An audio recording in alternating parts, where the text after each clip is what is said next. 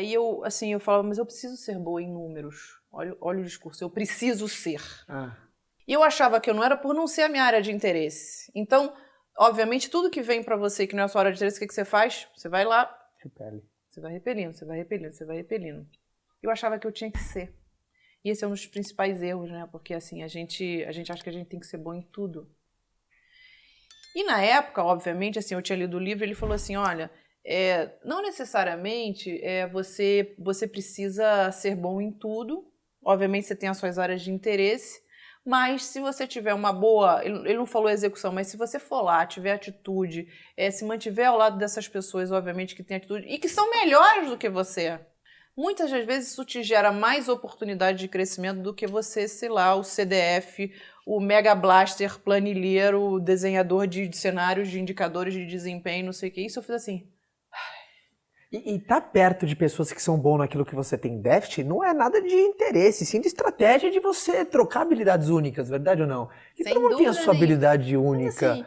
Mas assim, Caio, assim, sem dúvida nenhuma, porque assim, quando você se coloca sob uma perspectiva de aprendizado, e eu posso dizer que todos os grandes líderes que eu conheço, assim, não entenda a liderança com dinheiro.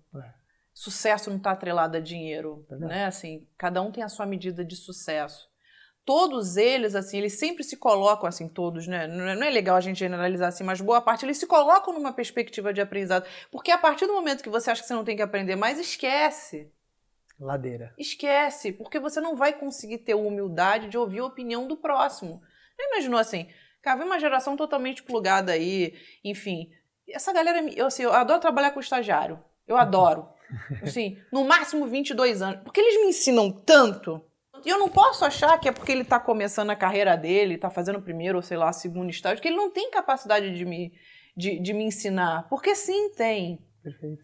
Então, assim, entender e assim, entender essa, como é que eu vou dizer, essa dinâmica, obviamente, de pegar comunicação com conhecimento, com execução, isso se transformar num resultado que era um resultado muito maior do que financeiro, é um resultado para a sua vida, isso realmente me trouxe um senso de realização e de propósito muito grande. E aí, pegando desse gancho para um dos projetos que eu vi que tá brilhando esse olho, porque como mexe com esse parte do legado de deixar uma marca, que é o Shark Tank, que para você deve passar um filme na tua cabeça, né? Olhando pessoas, sabe, vendendo a sua ideia, partindo do zero, ou começando a sua jornada. Deve vários momentos falar, puta, olha eu ali, né? Aquele ponto.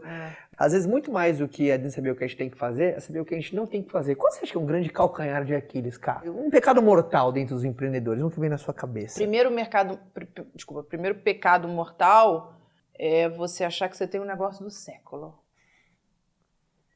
Talvez eu ficaria aqui uma tarde inteira falando dos pecados mortais, muito mais baseados na minha experiência do que eu achar que eu sei tudo. Perfeito. Né? Mas, obviamente, assim, quando você acha que assim, você tem um negócio... Eu aprecio a pessoa que acha que realmente tem um baita negócio. É importante, você aprender a ter a paixão. A paixão, mas a paixão ela tem que vir acompanhada de coerência. Perfeito. Achar que o negócio não tem falha, né? Exato. Por quê? Porque quando ela não vem acompanhada... E assim, isso acontece o tempo inteiro. A primeira coisa, porque assim, isso acontece muito no Shark Tank, a pessoa fala, você começa, obviamente, a fazer... Nossa, o que a gente está fazendo aqui? A gente começa a fazer algum tipo de questionamento. De questionamento, e a pessoa está o tempo inteiro ali querendo te vender. Aí eu acho que você não vai precisar de sócio, porque às vezes a pessoa não precisa de sócio. E tem muito empreendedor que acha que às vezes você mostrar uma parte feia sua é uma fraqueza. Exato. E às vezes não, né? Às vezes você mostrar uma parte feia, ajuda, isso aqui é incrível, isso aqui eu tenho um desafio, me ajuda. Exato. É de uma fortaleza, né? É assim, ontem eu estava 3 horas numa reunião com uma startup que eu estou pensando em investir, né? E assim, quando eu saí da reunião, eu falei com o meu sócio, assim, eu falei, a coisa que mais me chamou a atenção foi o senso de coerência, o senso de pé no chão, que eles têm um baita negócio. Só que assim, você vê, porque assim, é muito melhor você acreditar naquilo que é legítimo do que aquilo que você vê que a pessoa está querendo ali, obviamente, com um discurso comercial. Só que antes, Caio, tem uma coisa que eu acho que é importante, que assim, eu acho que é importante a gente falar dos nossos medos, das nossas inseguranças. Porque existe hoje uma supervalorização do sucesso. Perfeito. Hoje existe uma supervalorização de que, olha, eu tenho aqui a vida perfeita. Por quê? Porque, obviamente, a mídia social, enquanto ferramenta, ela traz isso. Aí você tá lá, pô, um dia deprê na tua casa, pô, sei lá, tudo deu errado. Aí você vai olhar e você olha lá, né? Eu me lembro, na época que eu tava acima do peso, eu falei, pô, essas mulheres lindas. Eu tava acima do peso e recém-separada. Eu falei, pô, essa mulher linda. Cara, rica e linda, aqueles filhos lindos. Pô, caramba, meu Deus do céu. E assim, a exposição, ela te coloca num lugar assim, tá exposta, fez sucesso. Não tem problema. Não tem problema, tá tudo ok. Zerou o jogo. E aí, assim, é um limítrofe ali do senso de realidade, provavelmente do senso de sonho. E eu acho que é aí que as pessoas se perdem. E quando o empreendedor ele aprende a vender, assim, passar a vender a dor dele, como ele consegue se conectar com muito mais, assim, meio que coração com coração, né? Sem dúvida nenhuma. Não. Sem dúvida Às vezes você abraça a causa dele, você fala, pô, aí eu consigo ajudar. Sem dúvida nenhuma. Verdade ou não? Sem dúvida nenhuma. Quando ele vende sua glória, fica meio vazio, não fica? Hoje, assim... Vazio. Hoje, assim, as grandes empresas, né? Com algumas exceções, mas hoje as grandes empresas, elas lutam muitas vezes para ter um senso de propósito. Uhum. Mas para mim, as novas empresas, elas já nascem com um propósito. E não adianta, assim, o propósito ele vem da cultura do líder. Porque se aquele líder ele não se entende, ele não entende o que está dentro, e assim, o ser humano ele só consegue dar aquilo que está dentro dele. O que é propósito para você, cara? O propósito para mim é quando você, assim, você alia, obviamente, a tua missão de vida com aquilo que te dá prazer. Uhum. E no fim, você se sente autorrealizado. Uau! Então, assim, é como se, assim, se eu tivesse que fazer uma triangulação e ali no meiozinho eu pudesse falar desses três. Porque, assim, é o propósito que te move.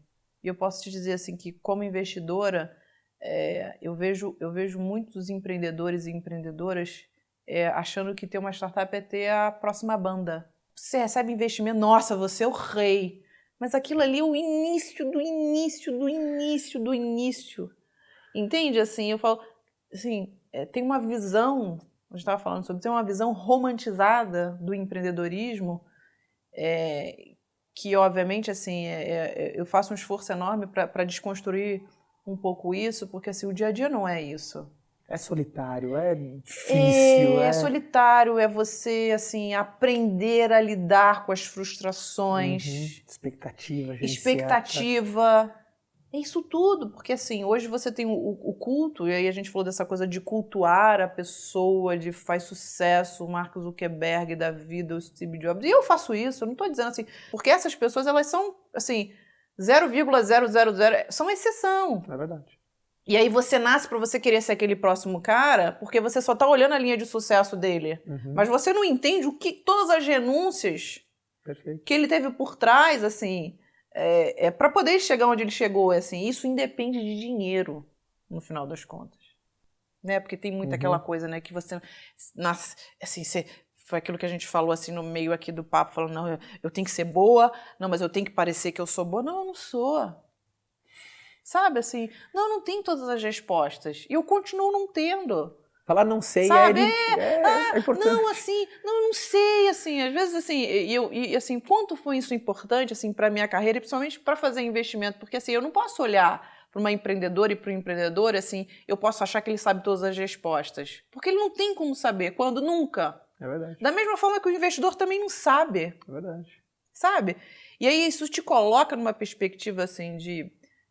Quando você se desarma, você se conhece, se coloca numa posição não só de humildade, mas de você ter um olhar diferente para o outro e entender, assim, do ganho de aprendizado que aquilo ali pode te ensinar, mesmo que não dê certo.